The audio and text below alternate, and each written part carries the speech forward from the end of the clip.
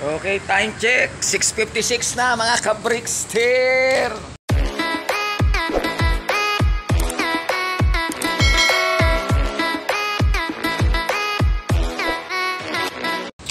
Ayan at naka-ronda formation na sila at naka-safety ng ating mga breeders. At talaga naman, medyo masaya si Brickster dahil nagpipisaan ng ating mga itlog at may mga bagong paitlog awit. Sige! Hala, Birasa Nusenyo! Woo-wee! Larga! Uy, walang tatamad-tamad dyan. At ayun na nga po. Pumitik na yata isang ina kaya. Ayan na. Ayan na sila. Anto pa yung iba. Ayaw pa lumabas.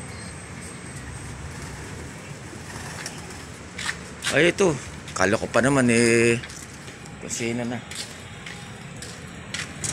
Ayan. Nakasafety na may mga breeder natin dito, guys. 13 yan. Ayun si Storm.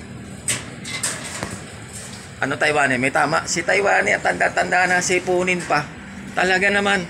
Labas. Huy. Ikaw.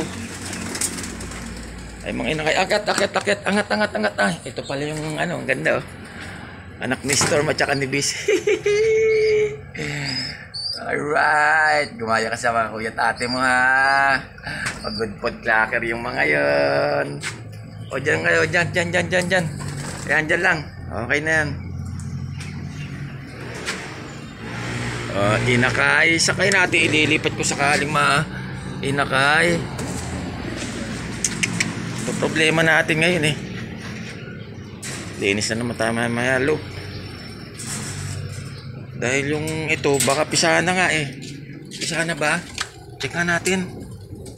Ayun, pisahan na nga. Ala, napisahan na. Napisahan na isa. Ayos na. Naku, dalawa na pala. Ala. Dalawa na pala ang pisa sa kanya. Hindi pala ano ba yan?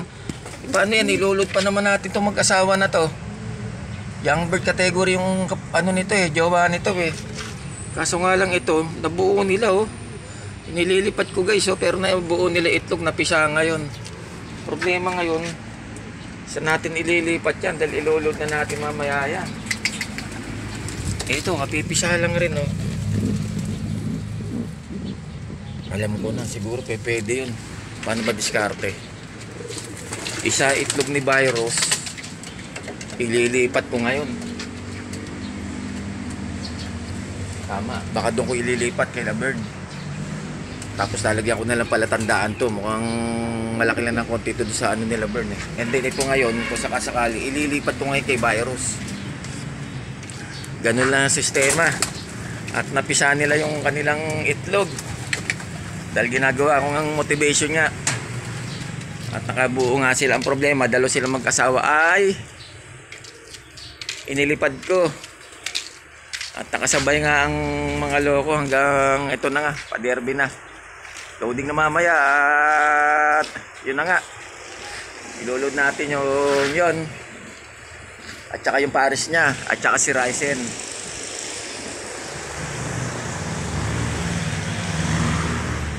Tatlo ang umabot sa atin sa derby. From the start ng ating training ng SDRI, nawalan po tayo ng 4 na warriors guys. At yung iba po ay yung dalawa binenta ko, yung nagkatop ng nakaraan. At saka yung iba ay andito na. Andito lang sa loob. At yung iba ay pinamigay ko. Yan, ganun po nangyari. Pero 4 po nawala sa ating loop. Wala nung training. At ayan sila. Woo-wee!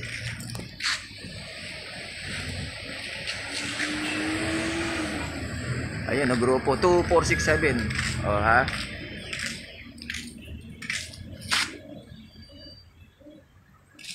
Walang araw Trip pa naman ng mga kalapato ko may araw. Mas gusto nila may araw, mainit-init Sana naman makalagpas na tayo ng matlog dahil hanggang matlog lang tayo guys. Dahil nung nakaraan natigil at yun nga hindi pinayagan na makatawid ang mga kalapate sa dagat papunta Calbayog. And then nung mali ay si Ladies Team natira, nakauwi ng Matnog, and then Calbayog ay hindi na rin po siya na-recover dahil paitlog na pala ang gaga. Ayun lang. Ayan, at kanina ay aga natin nagpunta ro sa kabilang sa mini farm. Nakadali tayo ng 10 itlog. Imagine, magkano na itlog ngayon, malalaki 10 isa. Minsan 11. Ayun ang lalaki, island born. At saka pechay. Yan. Palagay ko breakfast ni Brixer ay yan na nga. Ginisang itlog na may pechay. At ayun na nga, patuloy na po dumarami ang pamilya natin dito sa Brickster Stove Adventure TV. At maraming salamat po sa patuloy yung pagsuporta mga ka-Brickster. Shoutout po sa inyo lahat. At di ko na po kayo isa-isahin. Sa aking mga followers, likers, viewers at subscribers. Love you all. Shoutout po sa... Uy! Bulabog. May kalaban. Kalalapag lang ng mga yun shoutout po sa aking pamilya, kaibigan, mga mahal sa buhay. Shoutout po sa buong Sesame Street at sa buong Barangay Maharlika. At yan nga pala, shoutout nga pala kay Boss Alexander Antonio. Yan. At kay Boss Gibo Malaki. At shoutout sa aking mga ambabait na mga bagito, mga binatilyo, mga followers, likers at viewers. Sensya na po sa iba. Di po natin pwedeng pagsabay-sabayin ang pamimigay ng gift card dahil nagkakarera po si Brickster. Maubusan naman po tayo ng panlaro na abangan dito sa loop natin. Okay. At effort din po pag may time. Hindi naman po yung automatic isang bagsak na message sa bagay okay naman, wala naman po problema sa nanghihingi. Kaso alamin nyo muna po kung saan location po ni Brickster At kung malayo-layo naman po ay medyo alanganin. Dahil may transpo po yan Hindi naman po sagot ni Brickster yung transpo. Kayo po sagot kung isang kalapati lang gagastos kayo sa transpo na magkano, di dyan na lang kayo bumili sa malapit sa inyo, di ba? Nalibre nga kayo sa kalapati, gumastos naman kayo malaki sa pamasahe. Di ganun din yun, di ba?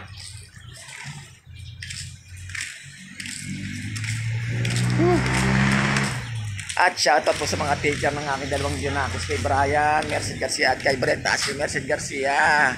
Shoutout sa kanilang mga advisor, kay Sir James Kit Sabar na advisor po ni panganay ko, at kay Ma'am Giselle Bermudez Romero, advisor po ni Brian, sa aking bunsuan, at sa tutorial teacher po ni Brian, at may tutor po siguro ngayon kay Ma'am Luis Del Castillo. Yan.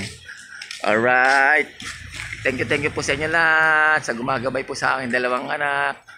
At sa mga iba pang estudyante nyo, maraming salamat po. Okay, sige.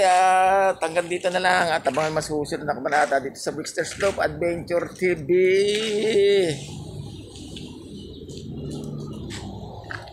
Ingat po tayo lahat mga ka-Brickster. At dito ko na lang tatapusin ang video na to. Have a nice day.